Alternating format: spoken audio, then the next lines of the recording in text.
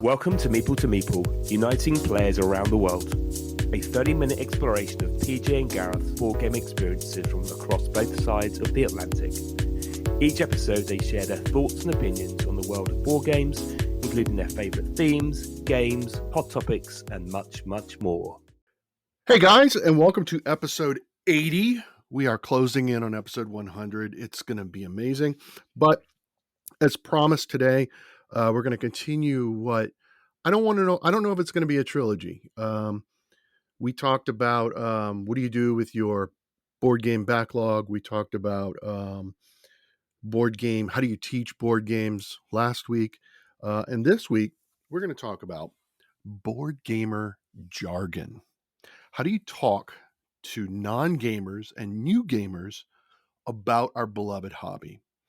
As always, I'm PJ. Unfortunately, life as it is has taken dear Gareth away, but fear not, for I have someone who can fill his shoes all the way from England, and I have Jon from Trywin Games. Jon, thank you for agreeing to be with me today.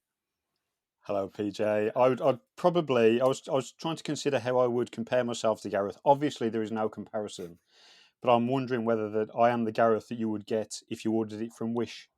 So I'm kind of the impression of Gareth, but it's not Gareth at all, and you're quite disappointed when I arrive. But yeah, thank you for having me on. It's an absolute wonder. I appreciate it. I asked you like an hour ago, so I didn't give you much time to prepare. But I was like, thank you so much. You know, the beauty is if you just grow more stubble, because you're a bald British man from the south part of England, and you put on some glasses, you could fit in for Gareth. Uh-huh. Absolutely. Okay. Yep. Okay. Okay. We can work on that. Right. So we're going to talk about board game jargon. And how to talk to non-gamers or new gamers about our hobby. I posted on Instagram, and I don't think I gave enough time. I think I should have posted it a day earlier. So for our listeners, that's my fault. Mea culpa. I should have given you more time. I got a few responses. Most of them were silly and not really, Someone actually said, I don't talk to muggles. And I'm like, okay. I'm like, that's funny, but isn't that also part of the problem? Yeah, it's very revealing in the humor. Yeah, so that's just where my head goes. But yeah, so I was thinking about it. So I don't know. I'm still, as much as I've thought about this topic, I don't know. And as often as I speak to non-gamers about this hobby, I don't believe I do a very good job. Okay. Yeah, so I was at a restaurant for breakfast a few weeks ago. Got my board gamer t-shirt on, and the host is about to seat us, and he's like, "Oh, you play board games?" I'm like, "I do, yeah." And he goes, "Oh, do you mean Monopoly and Scrabble?" And I'm really embarrassed to admit that it was like deer in headlights. Like many of our fellow gamers, I got offended. Right? Like, what is it about us that we feel like everyone should clearly know all about our hobby, but they don't? Like, how did we get there? What do you think? What do you have to say about that? I suppose so. It's a really interesting topic, and having had a very short time to mull it over, there were some initial things that sprang to mind, and I guess the first one is the sort of progression of gamingness, I guess. So obviously, in my mind, everybody's a gamer to some extent, Right. because even if you sort of ignore Monopoly and Scrabble and a lot of the sort of family classics, if you like, is most people will have played some sort of game of sorts, whether it's cards or whatnot. And it's quite interesting when people mention Monopoly and Scrabble and stuff like that, and the response you can get from people who are aware of the bigger things that are available and broader experiences. But I guess it's easy to kind of forget the journey that people have had from whatever those first introductory games were that are of a particular type, and then they've experienced the different player counts and themes and styles of game and such, and then to be brought back down to the sort of I suppose comparatively, I don't want to say primitive, but there's that view, right, of people start with Right. something like that and then they move on, and it can be really awkward to try and describe.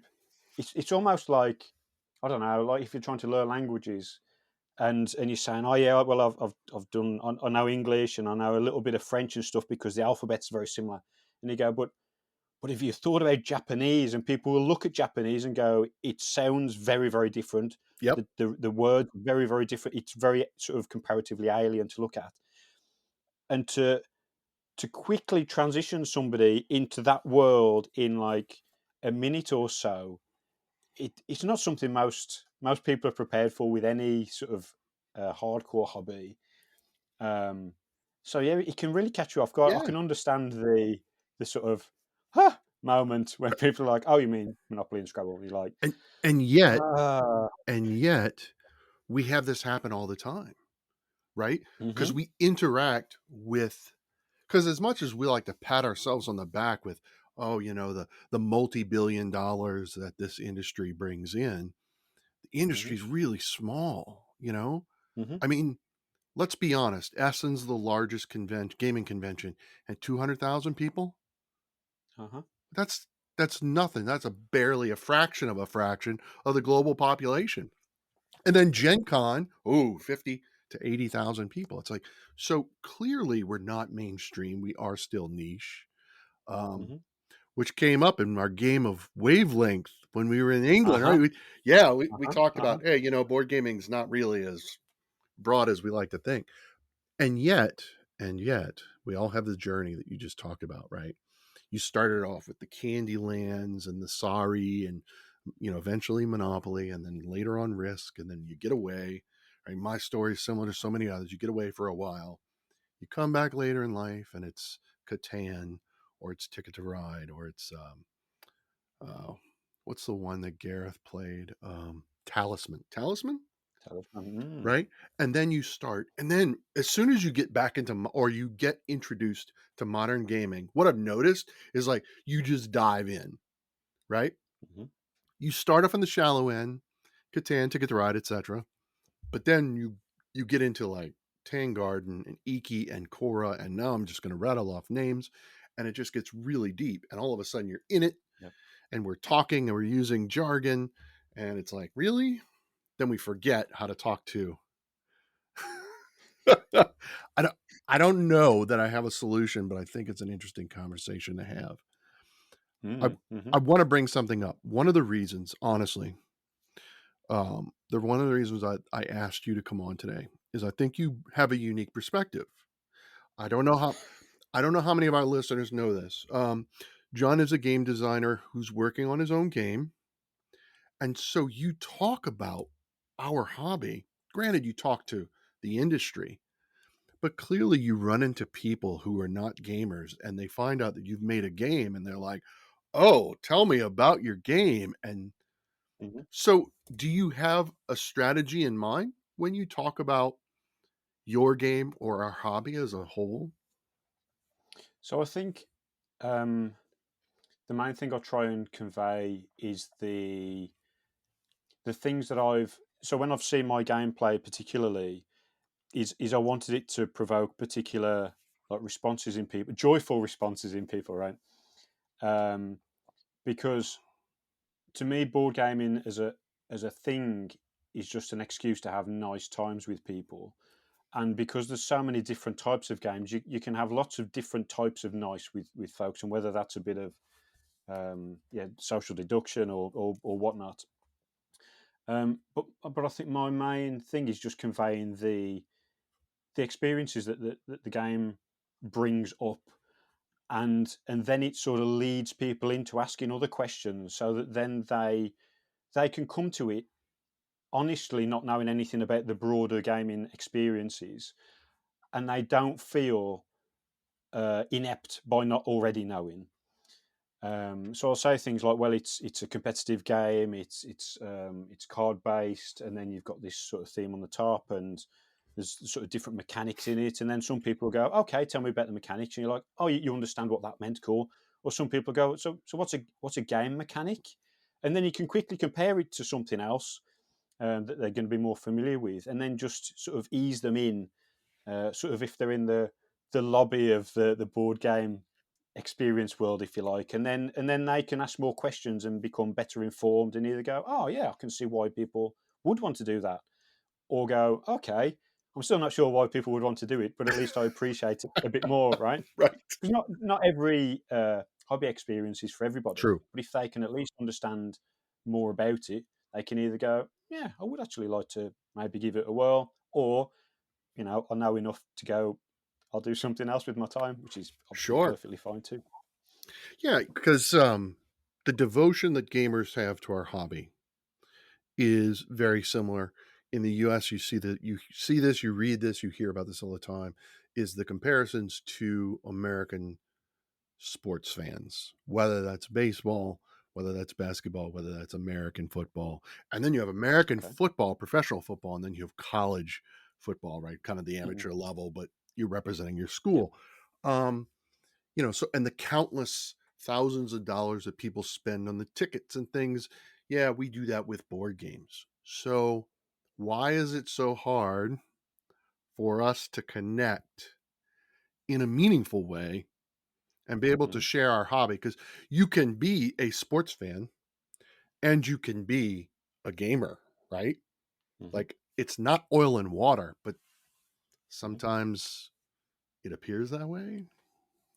I don't. So I guess my thought maybe would be comparing it. So I can see why the sports fan analogy would be brought up, but to me it'd be more something like people who are really into like modifying cars and things like that. So they'll buy a bog standard vehicle and then they'll tune it up and they'll Sure. trick it out with various paint jobs and accessories and such.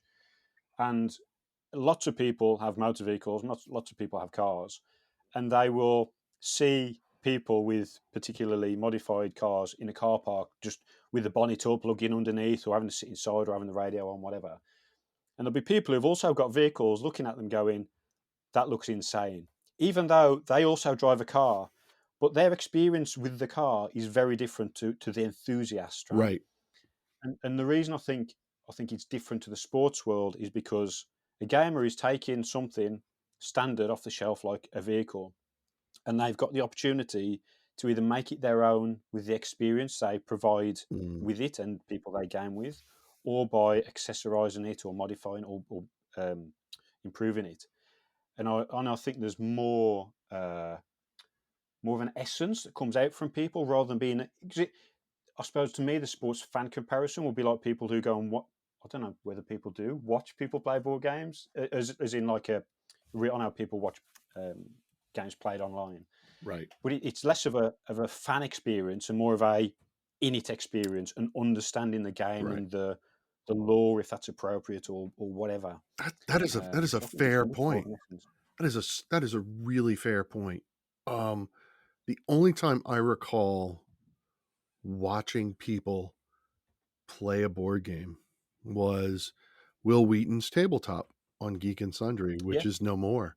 But to be fair, it was really good. Like, Hmm. yes, it's true. I was watching people play a board because if you think about it, most board gamers were like, we're not going to watch.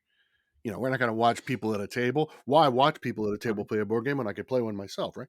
But I didn't realize I was watching people play a board game. I was like, oh, this is really good. It was done really well, executed. But Yeah. yeah, you're Yeah. you're right about that. The enthusiast, because I mean, to a degree, sports fans are just spectators, of course, but Hmm. their devotion and their relationship with their team, school, whatever, is just as visceral and real. Yeah. And then how do you talk about our hobby without using jargon? That's the thing, because Hmm. I have some colleagues in my profession who listen to my podcast in the hopes of getting them into games. And I have one colleague who's always reaching out. Oh, did you hear about this game and this game? You know, what do you know Mhm. about it? And comes to me with that. But at the same time, I don't understand what you're talking when you and Gareth are talking. I don't quite follow because you know what I mean? Because we're using all of our jargon and we talk about all of our Yeah. game mechanics and things as if now you and I know, but because that's a question I think Gareth and I have really been wrestling with. I'm sorry he couldn't make it for this conversation, but how do we attract more non-gamers both to the hobby and then to our Mhm. podcast, of course. Yep. Right? I would hope, I would hope that if you listen to our podcast, it will help lead you to the hobby, right? Like Mhm. that's my plan, but is that happening? No, I don't know. You know. So so one thing I wanted to share, I saw this on Instagram and it really resonated and reinforced the choice of this topic. This is from Mel's Board Game Room. Mhm. Melanie, who I don't know. I don't know if she listens to the podcast. If anyone does, or if you know her personally, please let her know to check out the podcast because I was really inspired by this post. This was from earlier, it was from 2, 3 days ago.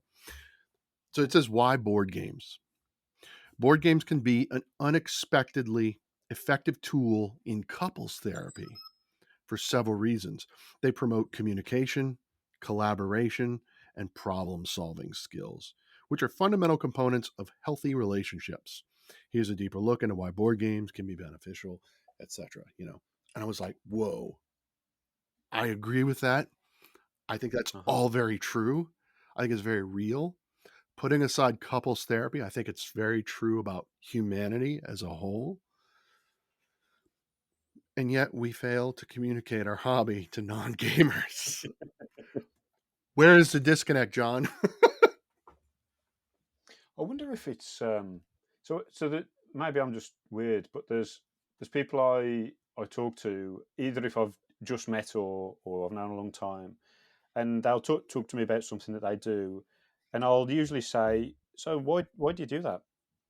And if they're completely perplexed by the question, I'll say, what do you enjoy about it? What's what? And sometimes they will have no idea whatsoever why it is they do the thing they do, and sometimes it unleashes this real torrent of enthusiastic joy and delight of going, oh well, because of this, and this, and Yeah. you're like, wow, okay, I get that. Um, and yeah, maybe some people aren't. They've not reflected on what it is. So, like we were saying before we started the recording, was most of the chat about board games comes down to the mechanics of things, which I suppose has got an interest. But I mean, coming back to the car thing, is you can say, well, how many brake horsepower has it got, and how many pounds feet of torque has it got, and you go, well, when you're sitting in it, driving it, you're not going to be thinking, "Oh, I feel this much better about this car because it's got 276 braking, and I know I'd feel worse if it was 275." Right. There's something more right than just the stats of the thing. Right. Um, so maybe it comes from just like a curiosity of people going, "Okay, what is it you enjoy doing that isn't board games?" And you go, "Oh, so and so and so and so," and you go, "Okay, well, if you like that feeling, then." This is the game I would invite you to play to get that comparison. And I'd be like, oh, okay. And seek sort of the common ground Right. from their side so that they can, I don't know, look over the So fence and go, okay, I recognize some of that. so the strategy that I use with varying degrees of success, from failure to epic win, um, Hmm. is I focus on theme because the reality is okay. So I know someone who, I've got a family member who's an auto enthusiast and, he does his vehicle, puts his vehicle together. And I'm like, man, he would love Kanban EV by Lacerda, right? Uh-huh. You don't just, but you can't just like throw someone in the deep end of Lacerda, right? And it's like, so, but it's like, how am I going to get him there? Um, Hmm. so that's a failure. I'm probably going to talk about my failures, one of my successes, because my failures keep coming to mind. So another one is so Jerusalem, Anno Domini, right? We thought it might be an appropriate game for Catholic education because I work for the Catholic Church, and it turned out while the theme is beautiful, I mean it's perfect. Lord's Supper, you're trying to everything. It's appropriate. It didn't work because the game mechanics because there's worker placement, and if you don't understand that and you're not used to that, right? So it didn't quite work, right? It conveyed the theme really well to someone who's both a gamer and a Christian or a Catholic or whatever. And so it was like, yeah, so it was a beautiful marriage, but if you're not a gamer, sometimes the theme doesn't matter, which means that my strategy is not so good. Yeah. Now, I'm with you on that. Is there are a lot of games that appeal in terms of theme, but even to me, and you look at them and you go, I love the way it looks and the thing that I'd want to get from it, but I know by playing it, it's not going to offer that experience. Right. And I guess it's like with choosing books, right? Is you can have a book on a particular subject that you enjoy, either fact or fiction, Right. and depending how that's been structured and written, and you're either going to love it to death or you're really just not going to get into it. And we have such emotional connections with the games that we love or the books that we love. Yeah. It's like, do I want to recommend this book to John? And he ends up Yeah. hating it. Yeah, it's really interesting. So the other challenge for the conversation was to describe how can you describe a game without using board game jargon to a non-gamer, right? So like, how would you describe? I don't know. You pick a game on your shelf and try to describe it to me as if I'm a non-gamer without using, because I don't know. I don't want to pick a game and you've never played it, because that would be my luck. I'd be like, well, pick this game. And you're like, I've never played it, PJ. I don't know. Okay. So I was thinking of one in particular where it's a competitive game, and you've got little figures on your side and little figures on my side. We've got a fixed number of them in colours to represent our team. And competitively, we're going to build a map, and that map is going to reveal features.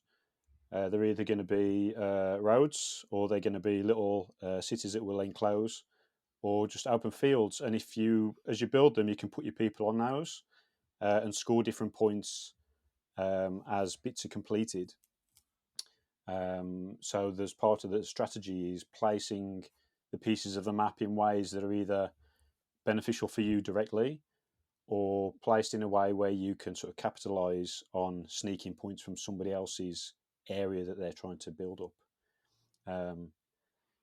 Yeah. And then if I wanted to describe it any more, then I'd start going straight into the jargon stuff. And for the record, you were describing Carcassonne, right? I was, yeah. So I love that, and that was successful. But the one criticism I would have is that I don't know that it conveyed any emotion, right? So either you think your description that you just gave was interesting, or so John, why should I play that? That doesn't. I'm laying roads and cities. What, you know what I mean? Well, I guess the game I'd introduce or describe to somebody is tapping into what sort of things they enjoy doing first. Right.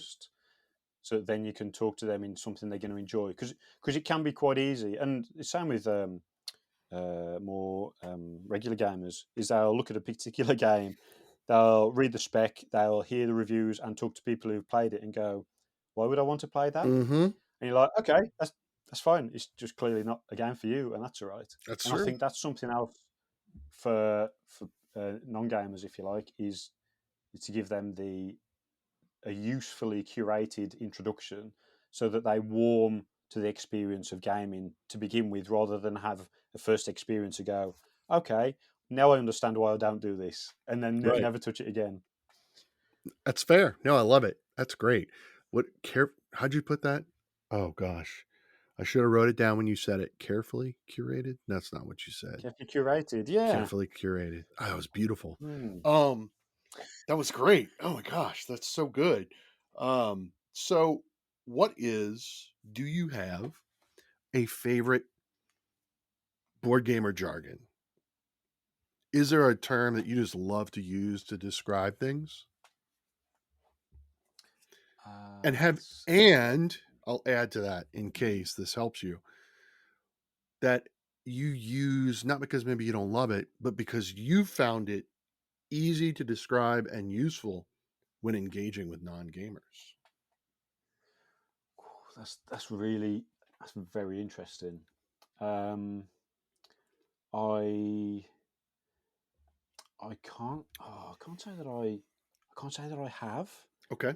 Um, maybe I should have been really more conscious of whether I have fallen into a, a common phrasing that always comes out to describe bits and pieces, but I can't say that I have. Okay. No. Do you? So the one that goes back and forth is meeple. Okay. That's not something Okay. people it's it's Okay. also it's easily identifiable, and 90% of the time the reason why I talk more about what is a meeple to Uh-huh. people than I do about, and then that will open up the conversation of board games, because either I'm wearing a Yeah. meeple to meeple shirt, or I've got another shirt with just the meeple logos. Yeah. I've got meeple logos on it. Like just this morning with my mother-in-law, who's down here for my birthday weekend and Mother's Day. She was like, "So what is that?" Because I was showing it off, and I was like, "Yeah, so this is a meeple," and I gave her the whole story. It's like, this is why, Hmm. But it's become general. Like it was originally a wooden component from Carcassonne, which is beautiful that you brought that Uh-huh. up. Now you and I are meeples, right? Like Hmm. it's Hmm. like this is the beauty of language, is like it has evolved into we're meeples. My wife and I have matching t-shirts that have 5 meeples in 5 different colors, and it says hanging with my meeps instead of peeps.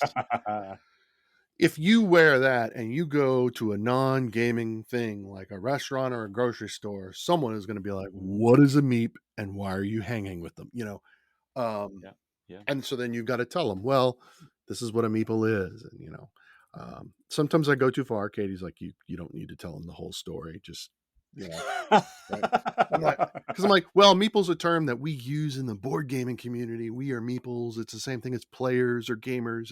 And then I start getting into there's this game called Carcassonne with these wooden pieces. And she's like, they don't need all that. And I'm like, okay, thank you, honey. I love you. So yeah. But I was thinking about how would I describe Gloomhaven? How would I describe Pandemic? How would I describe Mhm. well, I was really thinking about Fluttering Souls because we played it today. Because we went to the Butterfly House outside of St. Louis on Friday, and we saw it. It was beautiful. I mean, all these butterflies, and several of the butterflies that are featured in Fluttering Souls are in, like, I saw blue morphos for the first time, and I'm like, this is so cool. It's in this game. And so then, playing that with my mother-in-law, we're like, oh, okay, here we go. And then I got a prototype copy of Backyard Butterflies by Moonraver Games. And Okay. so we played that as well because it was that butterfly theme. And it was like, okay, Yeah. how do I describe it without saying, well, it's set collection and there's some hand management and you got to score points, because what does that mean, right? Mhm. Like I have a whole laundry list of things to avoid when you're having initial conversation, right, Mhm. with a non-gamer. These you can eventually incorporate them in conversation, but when you start talking about worker placement, they don't understand what that means. Yeah. Right, because when you think of a worker, you're thinking of like a guy on the side of the road who's working a construction site. Wait, worker placement? What is that? Right? Mhm. Tile laying. So I'm laying tiles. What's going on there? Right? Resource management. What kind of resources? Right? Engine building throws everybody off. Mm-hmm. Describe a game as engine building to a non-gamer, and their eyes just glaze over, right? Right? Rondel. Yes, we know what a rondel is, but the word rondel is not commonly used. It's not a word we use in common vernacular, right? Even though it may in fact be a rondel, and when they see it, they're like, aha. Real time. Yeah. Okay. Trying to picture a board game that's real time. Now, as gamers, we know what that is, but that's really weird. And then asymmetric. I mean, yes, we know what the word means, but what does that mean in terms of the board game? Yeah. It's like, oh, like it's this asymmetrical abilities, and you're playing the game around this rondel, and you're going to have hand management, and you're trying to, do some set collection. Whoa, calm down. You just lost your non-gamer, right? So you got to build that. You got to build that trust with that person and describe the game. However, though, these are really great ways of describing a game as well once you get them hooked. But don't overwhelm them with jargon, which I think this is true of anything, right? Yeah. I mean, it's certainly true in my profession, right? We have tons. There's so much jargon in the archival world. Oh my God, In fact, archives. When people ask me what I do, and I'm like, I'm an archivist. You're a what? What's that? I mean, for my friends who listen on a regular basis, you guys know me, so you know what that is. But people are like, what? Right? And so we're going to do, so my profession, my way of life, if I can't communicate that, which I can, but why is it when someone says, oh, you mean my Monopoly, I just shut down. And I see a lot of my gamer friends do it too. And it's like, oh man, we can do better. I can do better. I can do better. So I don't know. What do you think? I think it's nice to at least have the reflection, right, of the experiences of people saying things about board games and just reflecting on it and going, how could I do that a bit better in the future? Because it's I remember my first experience of seeing a board game cafe inside, and just the sort of the I guess the Willy Wonka experience of going, wow, this is such a cornucopia of stuff and color and boxes and sizes and people playing things and different things in front of them. And I still get that same experience where you get a game that you've not played before, that perhaps you're not familiar with, and you put it all in front of you going, I have no idea what any of this does, but I know in probably half an hour, I'm going to understand how all of this fits together, and it's going to allow me to have an experience that I've not had before. Right. And then I can repeat with others and bring them into it as well. And I think there are very few comparative hobbies, I guess, that are so quick to be able to get other people into the thing. Because like if somebody starts playing the game, it's not like you cracked open a beer and you're like, if you take a sip of that one, they're like, don't like that one. You're like, okay, we'll put that to the side and we'll try and you can just put the box away and just get another box out. It's right. not, you're not wasting the beers. So there's always the option to switch it out. Imagine how great the world would be if you could look at a table, just everything you described. Okay, well, I don't understand what's going on, but in 30 minutes, I'm going to understand how all this works. Right? There is no way that I could train somebody to do my job in 30 minutes, right? Or yours or anyone else's. I mean, shoot, just basic retail and food service. You've got 3 to 5 days of training. I mean, so it is kind of interesting.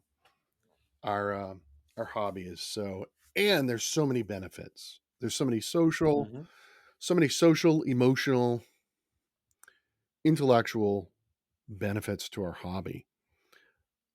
I'm surprised that here we are almost 25 years into the 21st century and it's not more mainstream, especially given the titles.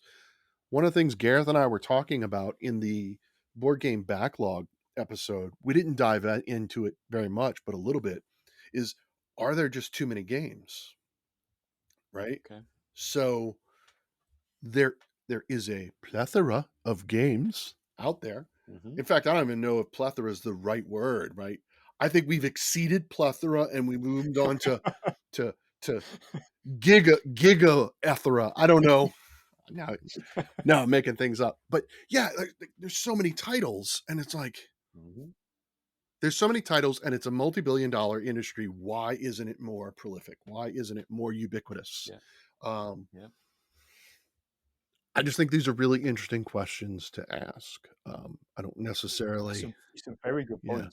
I don't necessarily expect everyone to think about it, but I think it's it's worth having the conversation. It's kind of cool, and maybe my suggestion coming out of this conversation, maybe by thinking about how to talk to non-gamers about it, and if we just tweak the way we do, we could get more gamers into the hobby. Yeah, that's what I hope anyway. I mean, yeah, I agree with that. Yeah. Or just don't listen to me. I don't know what I'm talking about, and just kind of follow Trywin all the way home. He knows what he's talking about. Do you have a jargon you try to avoid? I tried to ask you about one you like, you lean on. Is there one that you like, just absolutely try to avoid it? So I don't think there's a jargon I avoid, but there is or maybe it stems from jargon. So people will describe in various ways, like analysis paralysis or taking too long on a turn. Sure. And as soon as somebody mentions that in a game, whenever I play with them ever again, I think there's a pace, right, that I need to keep up with, and I end up making often rushed decisions because I want to keep it flowing, right?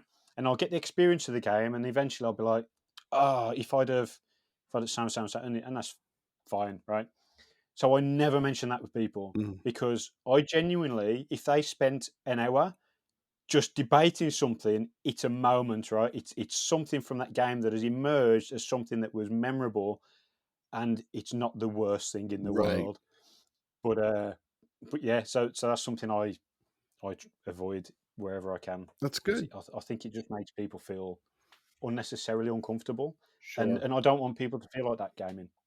So that's great. It's great that you brought that up. I have noticed that when you're introducing someone to a game, if you talk about that at all, or if before the game, just in general, you kind of complain, maybe not complain, but you give some negative connotation to analysis paralysis. I'm going to go into this game as a newbie, as a new non-gamer. I'm going to go into this game going, I hope I don't take too long on my turns. Yeah. And then it's interesting how, and this is what I love about humanity. You and I talked about this a little bit when I was in England. We talked about this one late night at the bar. The beauty of humanity is the way we can influence and impact other people's experiences, whether intentionally or unintentionally, right? Yeah. And so simply by talking about, because even in a group of gamers, if somebody goes on and on about how they hate analysis paralysis, or worse, AP, right? Don't use that around a non-gamer, but okay. And then I'm nervous, like, dude, am I taking too long? I suffer. Katie complains that I suffer the opposite. I burn through my turns, right? Okay. Yep.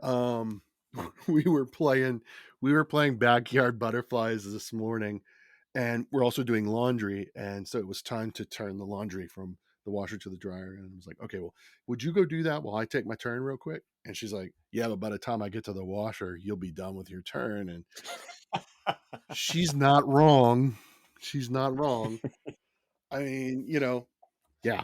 I mean, that's a whole nother, I think we can have an entire conversation about analysis paralysis and why people suffer and how to avoid it and things of that nature. But yes, but I promised our dear friend Craig from Get Into Games, he responded to my request for jargon. I have to find it now. I told him that I would use it in the episode, and he's like, "Cool." So, because his was funny. Okay, this was Craig's response to my question of how do you talk to non-gamers about our hobby, right? And this is what he wrote. Me. Hello, I play board games. Them. Like Monopoly? Me. Yes, like Monopoly. But there are so many different types of games now, more than your traditional games. Or, I love this. Me. Hello, I play board games. Them. Oh, like Cards Against Humanity? Me. That's not a game. Exits the room. Now, for those of you who love Cards Against Humanity, I apologize. Those are not my words. They are Craig's. But it's... I love it. That's great. I was at a store today. It's kind of like this. It was, I don't really know how to describe it. It's camping, it's hunting, it's fishing, but it's also there's clothing, and it's kind of a department store. It's this big store that has a Ferris wheel inside. Wow. Yeah. So they have like a little board game shelf, right? And they've got Monopoly and Monopoly Junior, and they've got Candyland, and but then they also have Catan and Catan Junior and Ticket to Ride. So we're starting to see those gateway gamer games that more advanced gamers tend to shy away from because they feel like they've moved past it. But those games that got us into the hobby, we're starting to see them on the shelves now. So I feel like when you see them in the Walmarts and the Targets and the and all of the equivalents around the world, they're on the shelf. That's a really good sign. It's like, hey, okay, Ticket to Ride and Catan. Yeah, I understand.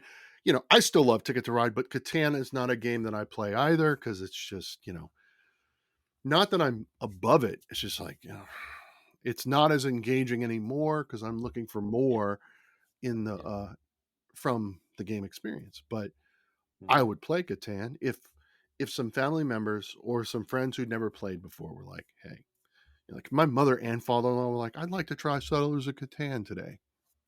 Yes, we're hitting Settlers of Catan to the table. I will do that.